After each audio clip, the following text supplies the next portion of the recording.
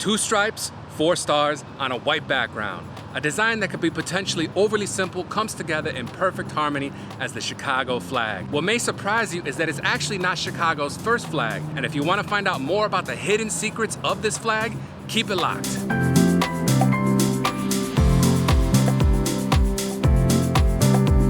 What's good, YouTube? It's Louis Gusto. Welcome back to my channel. Today's video is all about the Chicago flag, its history, symbolism, and popularity.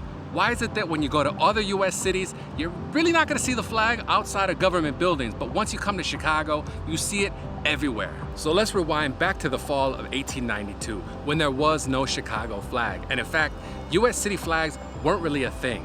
The organizers for the World's Fair of 1893 held a meeting, and artist F.D. Millet was one of the attendees. He suggested that in preparation for the fair, Chicago should adopt municipal colors. He was inspired by the great cities in Europe that not only had municipal colors, but also flags that they flew proudly all over their cities. In response, the Chicago Tribune held a contest in which they asked people to submit their ideas for municipal colors for the city. The winning entry was submitted by architect Alfred Roewad, who was coincidentally enough also working on the World's Fair.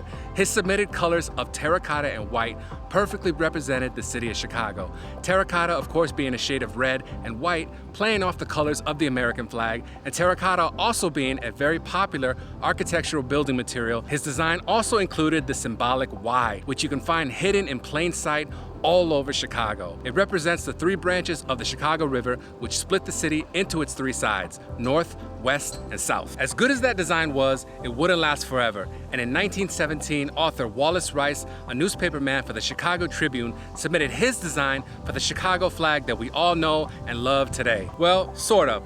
Rice's original design for the flag only contained 2 stars. The other 2 were added a little bit later, in 1933 and in 1939. Funny enough, this design was also a contest entry, this time held by the City Council.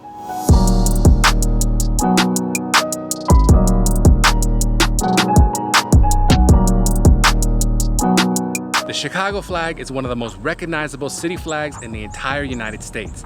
It's also one of the most symbolic. But let's talk about what those symbols mean. There are 2 sky blue stripes on the flag, both representing water. The top one represents the North Branch of the Chicago River and Lake Michigan, while the bottom one represents the South Branch and the Great Canal. The 3 sections of white on the flag represent the north, west, south sides of the city, respectively. And the 4 stars represent Fort Dearborn, the Great Fire of 1871, the World's Fair of 1893, and the Century of Progress Fair in 1933. Even the 6 points of each star represents something. I'm not gonna go through them all, but here are some of my favorites: health, education, city in a garden, and Illinois statehood 1818. So what about the future of the Chicago flag?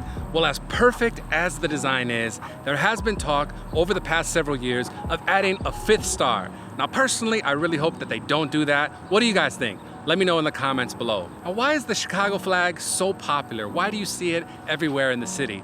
Well, I think just like a lot of other things, Chicago was a pioneer in this, in having a flag being a US city.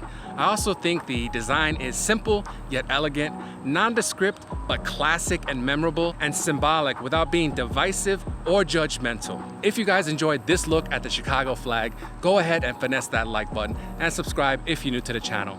Thank you guys so much for watching. I really appreciate it. Have a great rest of your day. I will see you in the next video. Peace.